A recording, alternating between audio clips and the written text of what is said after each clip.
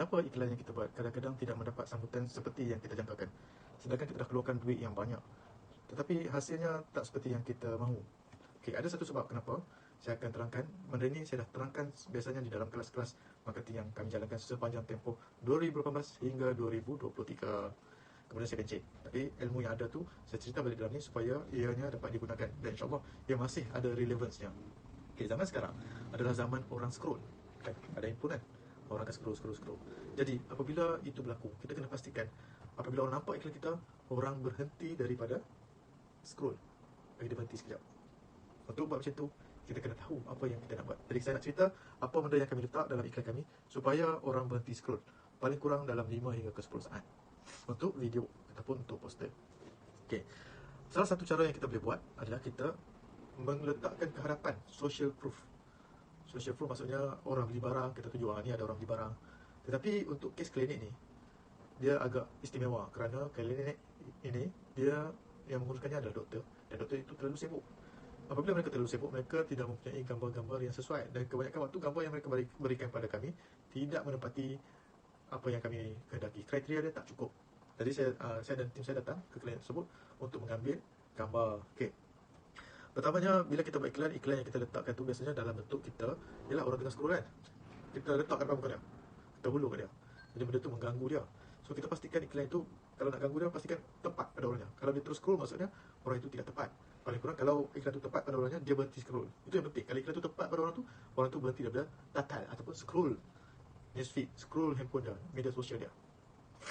Jadi kita perlu ada social proof. Kita lakukan semula berdasarkan situasi yang memang berlaku. Kebaikan apabila kita ada social proof ni, dia mewujudkan instant trust. Wujud yang percaya, orang tu boleh terus percaya dengan melihat gambar tersebut. Okay, bila kita buat iklan macam sebut tadi, kita dah push kan.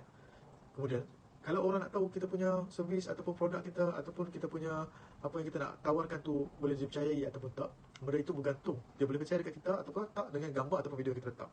Sekiranya kita di platform-platform seperti Shopee, Alibaba, Amazon, orang boleh tahu kita ni dipercayai ataupun tak dengan melihat review.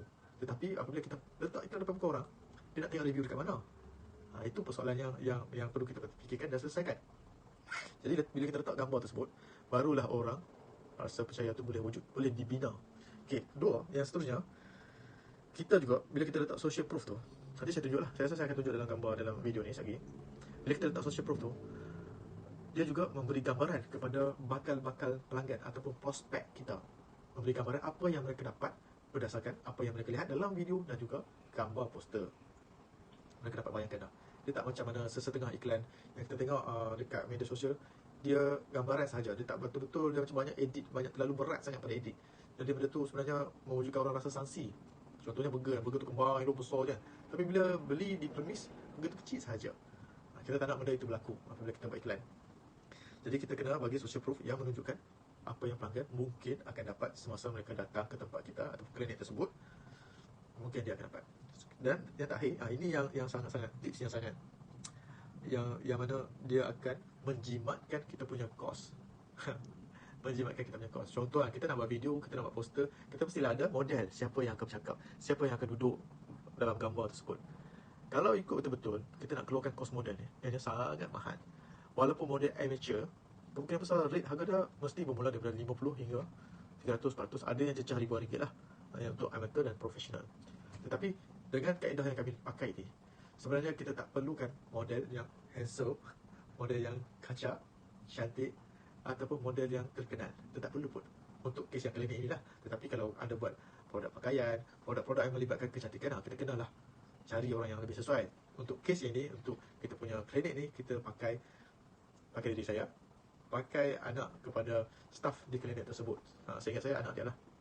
Jadi bila kenapa kita buat iklan, kita tak pakai model-model yang mahal. Dia berbalik pada point saya yang sebelumnya. Kita nak mewujudkan trust, kita nak bagi orang percaya. Jadi kalau kita nak bagi orang percaya, kita tak perlu sesuatu yang terlalu cantik, terlalu lawa. Contohlah, ada satu klinik ni dulu, dia buat servis yang kita orang lah, dia buat dengan kami. Dia menggunakan model orang berkulit putih, hidung mancung, orang putih lah senang cakap. Dia menggunakan model tersebut, dia cari dekat Google, dia download dan dia buat poster. Bila kita semak balik click to rate pada poster-poster, dia dapati kadar dia sangat rendah. kami brainstorm, kami fikir apa yang menyebabkan click-through rate pada gambar ni nampak pada poster ni rendah. Setelah kita check, kita dapati ianya adalah kerana poster.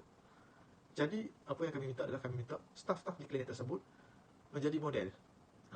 Menjadi model. Bila dia jadi model, barulah click-through rate pada poster tersebut meningkat dengan lebih baik berbanding sebelum ni. Kesimpulan yang kami buat, selain pada kita mewujudkan rasa percaya pada prospek ataupun pada bakal pelanggan kita juga perlu membuat poster ataupun video yang di mana prospek kita tengok, dia boleh relate, dia boleh ada rasa hubung kait dia. Prospek kita orang Melayu, prospek kita orang Malaysia, kita letak orang putih. So benda itu kurang sesuai. Jadi sebaik-baiknya kita gunakanlah model yang sudah ada, sama ada kawan kita, tim kita, mak ayah kita, anak kita, ataupun sesiapa saja yang relevan dengan produk yang kita nak tawarkan. Jadi saya sangat-sangat, jadi setakat ini itu saja perkongsian saya. Sekiranya anda mempunyai apa-apa pertanyaan, boleh hubungi saya, komen saja, ataupun tinggalkan pesanan, tinggalkan telefon. Saya suka menerima maklum balas daripada anda. Sekiranya anda perlukan servis daripada saya yang berbentuk dalam marketing consultant ataupun business consultant, juga boleh hubungi saya. Terima kasih. Assalamualaikum warahmatullahi wabarakatuh.